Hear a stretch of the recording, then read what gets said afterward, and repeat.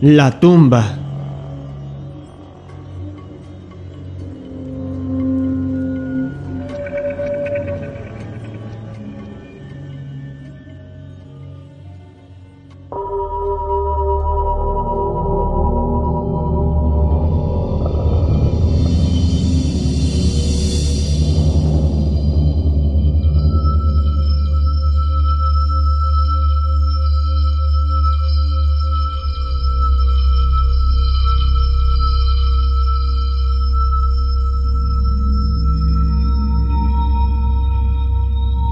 Al abordar las circunstancias que han provocado mi reclusión en este asilo para enfermos mentales, soy consciente de que mi actual situación provocará las lógicas reservas acerca de la autenticidad de mi relato.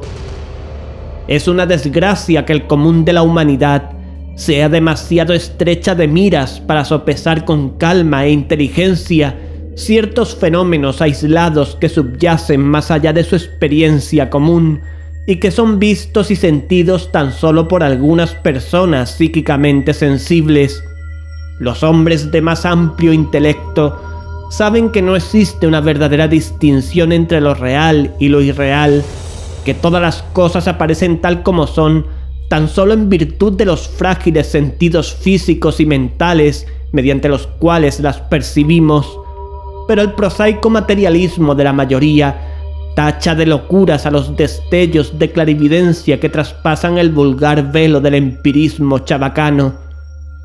Mi nombre es Gervás Dudley, y desde mi más tierna infancia he sido un soñador y un visionario, lo bastante adinerado como para no necesitar trabajar y temperamentalmente negado para los estudios formales y el trato social de mis iguales. Viví siempre en esferas alejadas del mundo real, pasando mi juventud y adolescencia entre libros antiguos y poco conocidos, así como deambulando por los campos y arboledas en la vecindad del hogar de mis antepasados. No creo que lo leído en tales libros, o lo visto en esos campos y arboledas, fuera lo mismo que otros chicos pudieran leer o ver allí, pero de tales cosas debo hablar poco, ya que explayarme sobre ellas no haría sino confirmar esas infamias despiadadas acerca de mi inteligencia que a veces oigo susurrar a los esquivos enfermeros que me rodean. Será mejor para mí que me ciña a los sucesos, sin entrar a analizar las causas. Ya he dicho que vivía apartado del mundo real, aunque no que viviera solo. Eso no es para seres humanos, ya que quien se aparta de la compañía de los vivos inevitablemente frecuenta la compañía de cosas que no tienen, o al menos no demasiada vida. Cerca de mi casa existe una curiosa hondonada boscosa, en cuyas profundidades umbrías pasaba la mayor parte del tiempo, leyendo, pensando y soñando. En sus musgosas laderas tuvieron lugar mis primeros pasos infantiles, y en torno a sus robles grotescamente nudosos se entretejieron mis primeras fantasías de adolescencia. Terminé por conocer bien a las dríadas tutelares de tales árboles, y a menudo he atisbado sus salvajes danzas a los fieros rayos de la luna menguante. Pero no debo hablar de eso. Debo ceñirme a la tumba abandonada de los Heights, una vieja y rancia familia cuyo último descendiente directo había sido introducido en su negro seno décadas antes de mi nacimiento.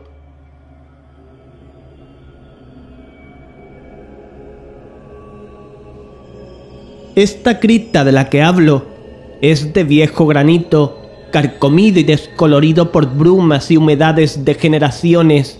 Excavado en la ladera, tan solo la entrada de la estructura resulta visible. La puerta, un bloque pesado e imponente de piedra, cuelga sobre oxidados goznes de hierro y se encuentra entornada de forma extraña y siniestra mediante pesadas cadenas y candados, siguiendo una rústica costumbre de hace medio siglo. La residencia del linaje cuyos vástagos yacen aquí en urnas antiguamente coronaba la cuesta donde se halla la tumba, pero hace mucho que se derrumbó víctima de las llamas provocadas por la desastrosa caída de un rayo. Los más viejos del lugar a veces hablan con voces apagadas e inquietas acerca de la tormenta de medianoche que destruyó esa melancólica mansión, mencionando lo que ellos llaman cólera divina en una forma tal que en años posteriores aumentaría la siempre fuerte fascinación que sentía por ese sepulcro devorado por las malezas. Tan solo un hombre había perecido por el fuego cuando el último de los Hydes fue sepultado en este lugar de sombras y quietud. Aquella triste urna de cenizas había llegado de una tierra distante, ya que la familia se había marchado tras el incendio de la mansión. Ya no queda nadie para depositar flores en el portal de granito, y pocos se aventuran entre las deprimentes sombras que parecen demorarse en forma extraña alrededor de sus piedras gastadas por el agua.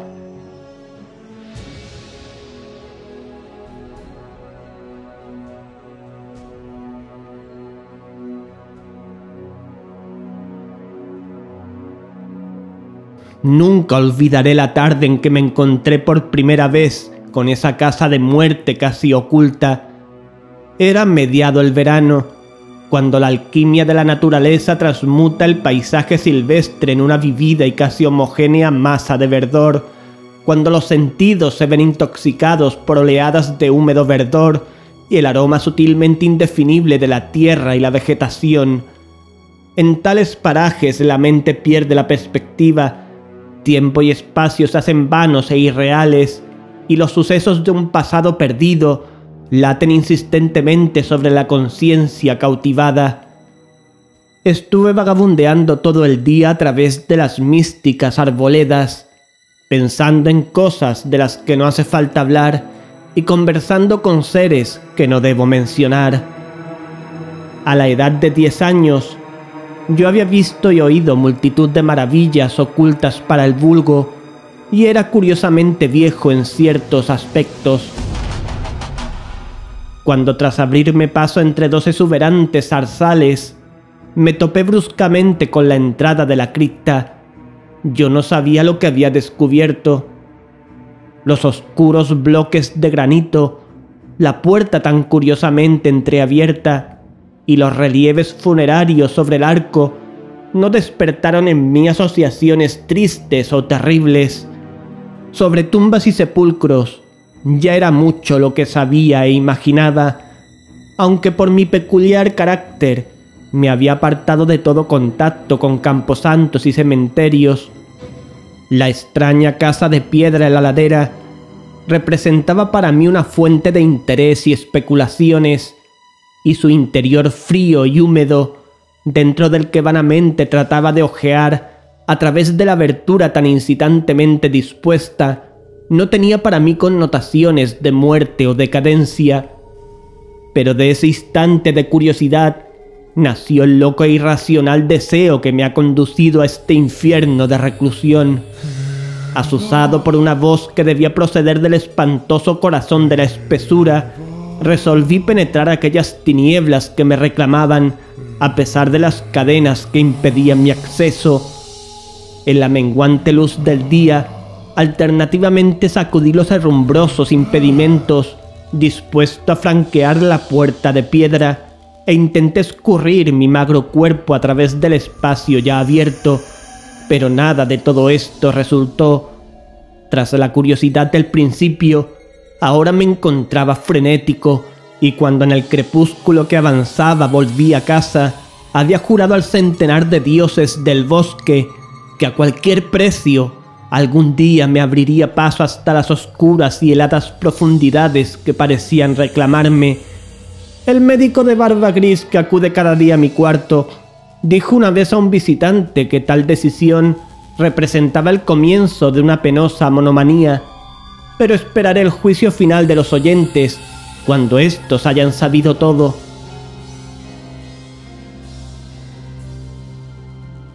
Consumí los meses posteriores al descubrimiento en inútiles tentativas de forzar el complejo candado de la cripta entreabierta, así como en discretas indagaciones acerca de la naturaleza e historia de esa estructura. Con el oído tradicionalmente receptivo de los niños, aprendí mucho, aun cuando mi habitual reserva me llevó a no comunicar a nadie ni esos datos ni la decisión tomada. Quizás debiera mencionar que no me sorprendí ni me aterré al conocer la naturaleza de la cripta. Mis originales ideas acerca de la vida y de la muerte me habían llevado a asociar, de alguna vaga forma, la fría arcilla y el cuerpo animado, y sentí que esa grande y siniestra familia de la mansión incendiada estaba en algún modo presente en el pétreo recinto que yo trataba de explorar. Las habladurías sobre ritos salvajes e idólatras orgías ocurridas antiguamente en el viejo lugar despertaban en mí un nuevo y poderoso interés por la tumba, ante cuyas puertas podía sentarme durante horas y más horas cada día. En cierta ocasión lancé una vela por la rendija de la entrada, pero no pude ver nada sino un tramo de húmedos peldaños que descendía. El olor del lugar me repelía al tiempo que me fascinaba. Sentí haberlo aspirado ya antes, en un remoto pasado anterior a todo recuerdo, previo incluso a mi estancia en el cuerpo que ahora habito. El año siguiente al descubrimiento de la tumba, encontré una traducción carcomida por los gusanos de las vidas de Plutarco en el ático atestado de libros de mi hogar. Leyendo la vida de Teseo, quedé sumamente impresionado por aquel pasaje que habla sobre la gran roca bajo la que el héroe infantil habría de encontrar las señales de su destino tras hacerse lo suficientemente adulto como para levantar su enorme peso. Esa leyenda consiguió aplacar mi acuciante impaciencia por penetrar la cripta, ya que me hizo percibir que aún no había llegado el tiempo. Más tarde me dije, alcanzaría fuerza e ingenio bastantes como para franquear con facilidad la puerta pesadamente encadenada, pero hasta ese momento debía conformarme con lo que parecían los designios del destino. En consecuencia, la atención dedicada al húmedo portal se tornó menos persistente y dediqué mucho de mi tiempo a otras meditaciones sobre asuntos igualmente extraños.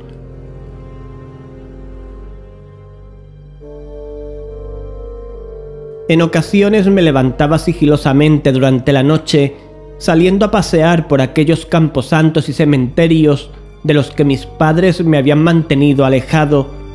¿Qué hacía allí? No sabría decir, ya que no estoy seguro de la realidad de algunos hechos, pero sé que al día siguiente de alguno de tales paseos solía asombrarme con la posesión de un conocimiento sobre temas casi olvidados durante muchas generaciones.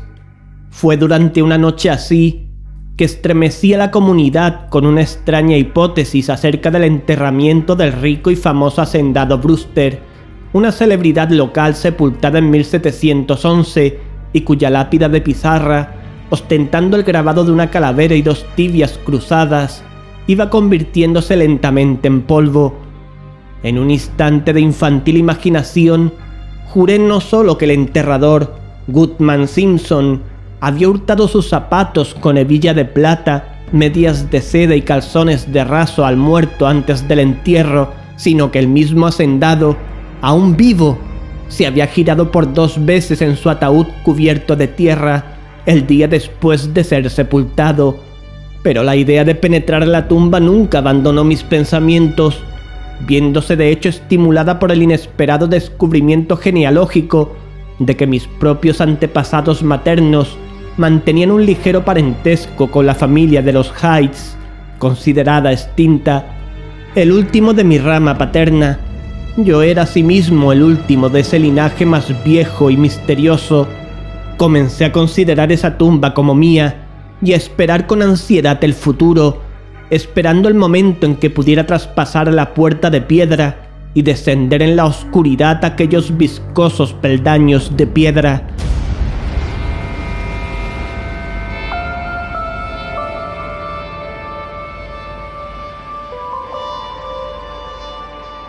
Adquirí el hábito de escuchar con gran atención junto al portal entornado, eligiendo para esa curiosa vigilia mis horas preferidas en la quietud de la medianoche. Al alcanzar la edad adulta, había abierto un pequeño claro en la espesura ante la fachada cubierta de moho de la ladera, permitiendo a la vegetación adyacente circundar y cubrir aquel espacio a semejanza de un selvático enramado. Tal enramado era mi templo, la puerta arrojada del santuario, y aquí yacía tendido en el musgoso suelo, sumido en extraños pensamientos y enroñando sueños extraños.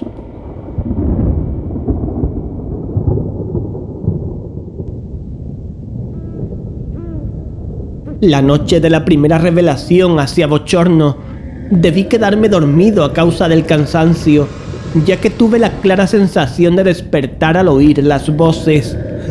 Dudo de mencionar sus tonos y acentos. De su cualidad no quiero ni hablar, pero puedo decir que había extraordinarias diferencias en su vocabulario, pronunciación y en la construcción de frases. Cada matiz del dialecto de Nueva Inglaterra, desde las groseras sílabas de los colonos puritanos a la retórica precisa de 50 años atrás, parecían hallarse representadas en aquel sombrío coloquio, aunque solo más tarde caí en la cuenta. En ese instante, de hecho, mi atención estaba distraída con otro fenómeno, un suceso tan fugaz que no podría jurar que haya sucedido realmente. Apenas creí estar despierto, cuando una luz se apagó apresuradamente dentro del hondo sepulcro. No creo haber quedado pasmado o sumido en el pánico, aunque soy consciente de haber sufrido un cambio grande y permanente durante esa noche. Al volver a casa me dirigí sin vacilar a un podrido arcón del ático, en cuyo interior encontré la llave que al día siguiente abriría fácilmente la barrera contra la que tanto tiempo había luchado en vano.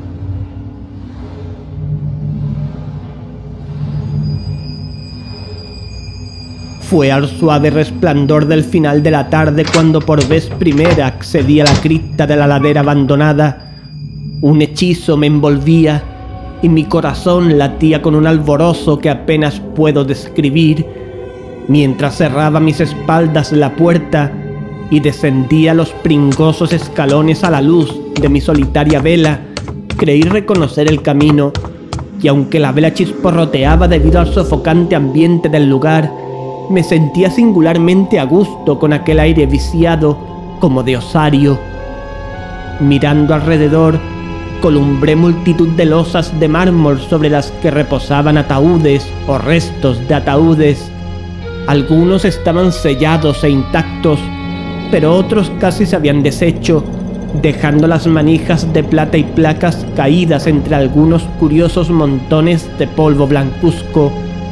En una de las placas leí el nombre de Sir Geoffrey Hyde, que había llegado de Sussex en 1640 y muerto aquí unos años después. En un llamativo nicho había un ataúd bastante bien conservado y vacío que me hizo sonreír a la par que estremecer. Un extraño impulso me llevó a encaramarme a la amplia losa, apagar la vela y yacer dentro de la caja desocupada. Con la luz gris del alba salí dando tumbos de la cripta y aseguré la cadena de la puerta a mi espalda. Ya no era un joven, aun cuando tan solo 21 inviernos habían pasado por mi envoltura corporal. Los aldeanos más madrugadores que alcanzaron a presenciar mi vuelta a casa me contemplaron atónitos, asombrados de los signos de juerga tormentosa visibles en alguien cuya vida era tenida por sobria y solitaria. No me mostré ante mis padres hasta después de un largo y reparador sueño.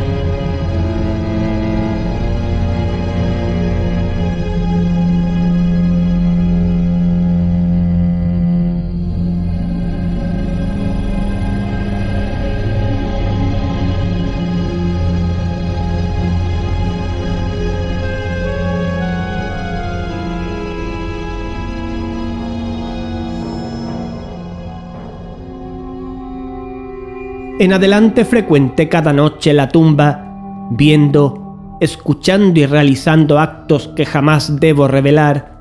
Mi forma de hablar, siempre susceptible de las influencias más inmediatas, fue lo primero en sucumbir al cambio, y la súbita aparición de arcaísmos en mi habla fue pronto advertida.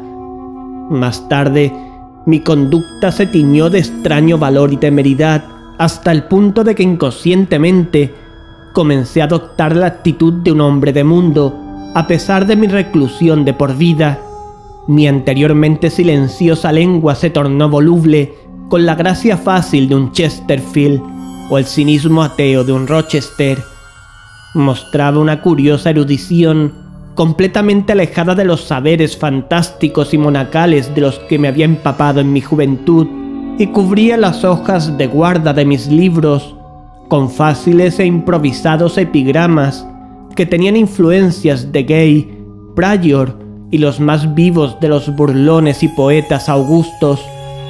Una mañana, durante el desayuno, me puse al borde del desastre al declamar con acentos netamente ebrios una efusión de alegría bacanal del siglo XVIII, un soplo de alegría georgiana nunca consignada en libros, que rezaba más o menos así: «Acudid acá, mozos, con vuestras jarras de cerveza, y bebed por el presente antes de que se esfume.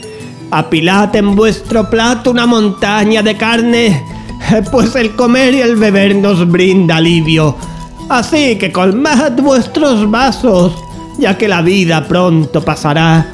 Cuando estéis muertos, no brindaréis a la salud del rey o de vuestra chica». Anacreonte tenía la nariz roja, según cuentan.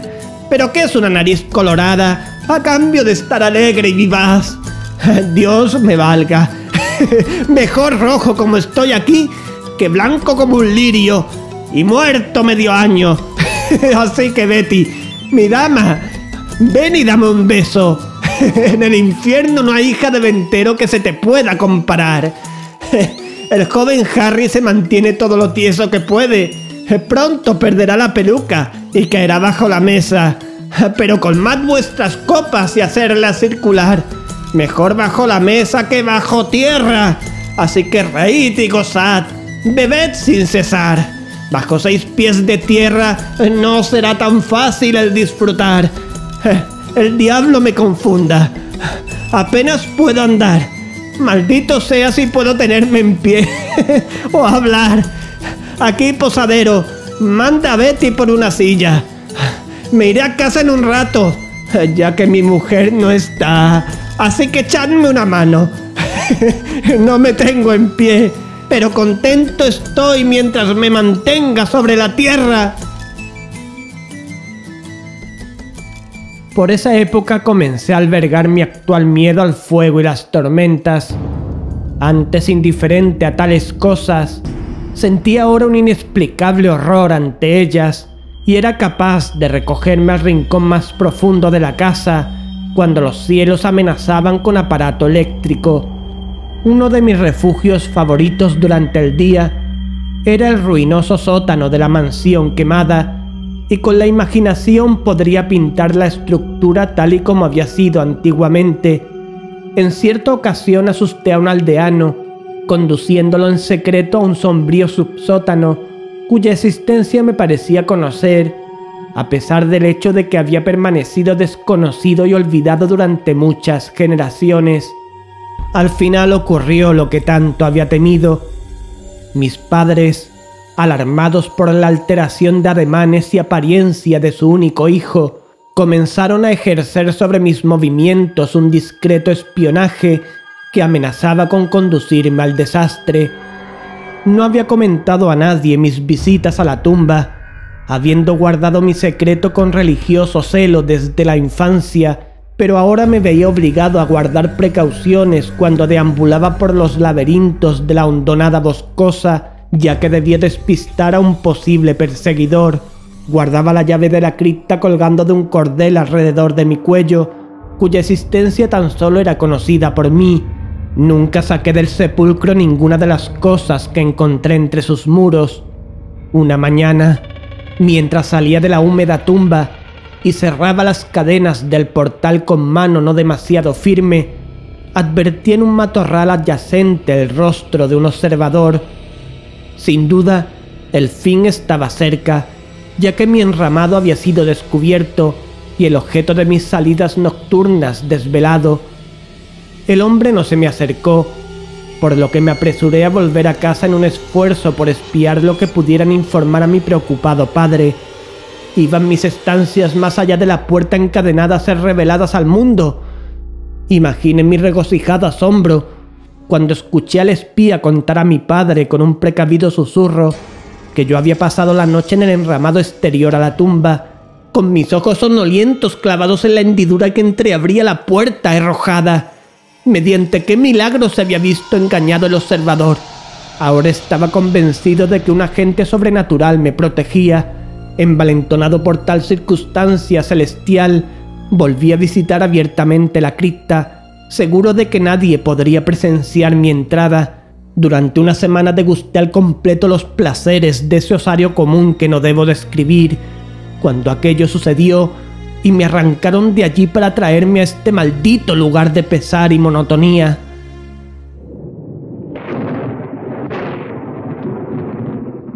No debí salir esa noche, ya que el estigma del trueno acechaba en las nubes y una infernal fosforescencia brotaba del fétido pantano ubicado al fondo de la hondonada. La llamada de los muertos también era distinta. En vez de la tumba de la ladera, procedía del calcinado sótano en lo alto, cuyo demonio tutelar me hacía señas con dedos invisibles. Cuando salí de una arboleda intermedia al llano que hay ante las ruinas, contemplé a la brumosa luz lunar, algo que siempre había esperado vagamente. La mansión, desaparecida un siglo antes, alzaba una vez más sus majestuosas formas ante la mirada extasiada. Cada ventana resplandecía con el fulgor de multitud de velas. Por el largo sendero acudían los carruajes de la aristocracia de Boston, al tiempo que una muchedumbre de petimetres empolvados iban llegando a pie desde las mansiones vecinas. Con tal gentío me mezclé, a sabiendas que mi sitio estaba entre los anfitriones, no entre los invitados. En el salón sonaba la música, risas y el vino estaba en cada mano. Reconocí algunas caras, aunque las hubiera distinguido mucho mejor de haber estado secas o consumidas por la muerte y la descomposición. Entre una multitud salvaje y audaz, yo era el más extravagante y disipado. Alegres blasfemias brotaban a torrentes de mis labios, y mis bruscos chascarrillos no respetaban la ley de Dios, el hombre o la naturaleza. Súbitamente un retumbar de truenos, haciéndose oír aún sobre el estrépito de aquella juerga tumultuosa, rasgó el mismo tejado e impuso un soplo de miedo en aquella porcina compañía. Rojas llamaradas y tremendas ráfagas de calor envolvieron la casa, y los concelebrantes, aterrorizados por el descenso de una calamidad que parecía trascender los designios de una naturaleza ciega, huyeron vociferando en la noche. Tan solo quedé yo, atado a mi asiento por un terror mortal jamás sentido hasta entonces, y en ese instante un segundo horror tomó posesión de mi alma. Quemado vivo hasta ser reducido a cenizas, mi cuerpo disperso a los cuatro vientos, jamás podría yacer en la tumba de los Hydes. ¿Acaso no tenía derecho a descansar durante el resto de la eternidad entre los descendientes de Sir Geoffrey Hyde? Sí, reclamaría mi herencia de muerte aun cuando mi espíritu hubiera de buscar durante eras otra morada carnal que la situase en aquella losa vacía del nicho de la cripta. Gervás Hyde nunca arrastraría el triste destino de Palimuro.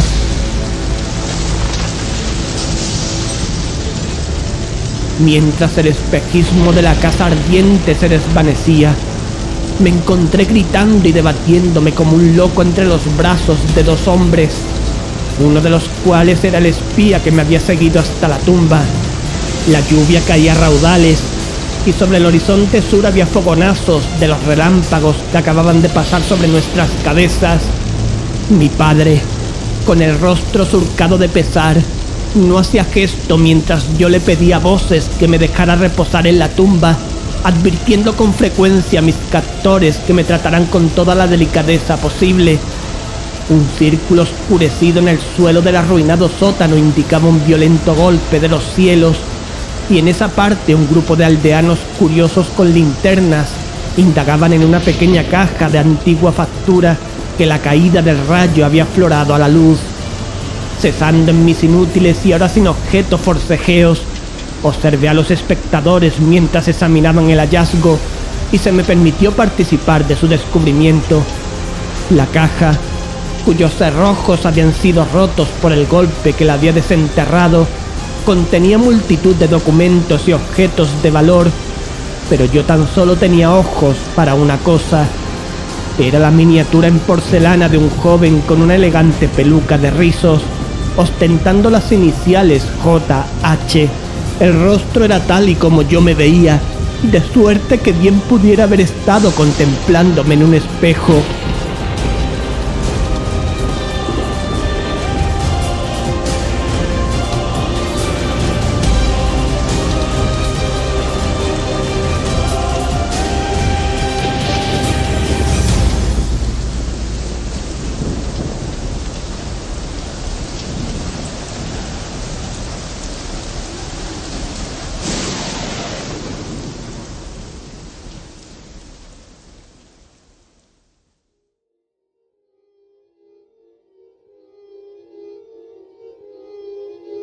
Al día siguiente me trajeron a este cuarto con barrotes en la ventana, pero me he mantenido al tanto de ciertas cosas, merced a un sirviente no muy espabilado y ya de edad, por quien sentí gran cariño durante la infancia y quien, al igual que yo, ama los cementerios.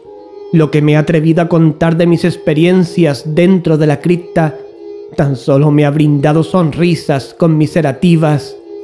Mi padre, que me visita a menudo, dice que no he traspasado el portal encadenado y jura que el herrumbroso cerrojo, cuando él lo examinó, no daba muestras de haber sido tocado en 50 años. Incluso afirma que todo el pueblo conocía mis viajes a la tumba y que con frecuencia me observaban durmiendo en el enramado exterior a la espantosa fachada, los ojos entreabiertos y fijos en el resquicio que conduce al interior. Contra tales afirmaciones carezco de pruebas, ya que mi llave se perdió durante la lucha en esa noche de horror.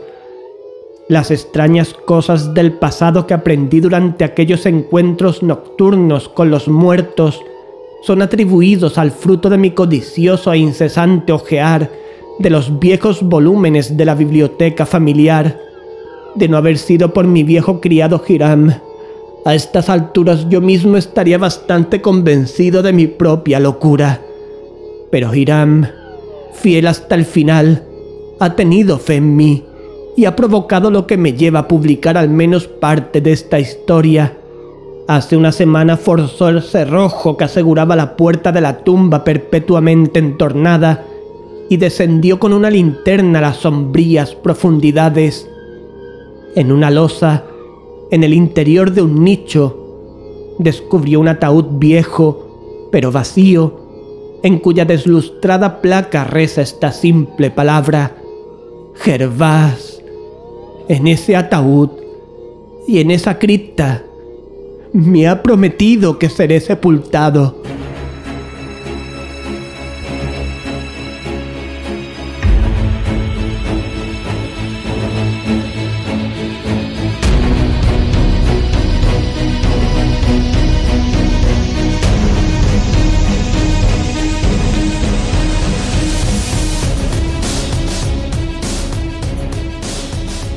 Han escuchado La tumba, escrito por Howard Phillips Lovecraft.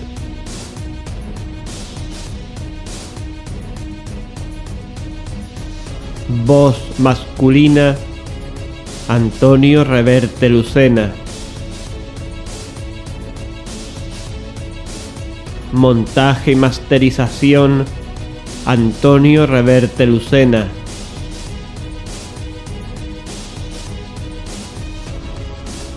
Este cuento pertenece a la Biblioteca Miskatónica, creada por Antonio Reverte Lucena.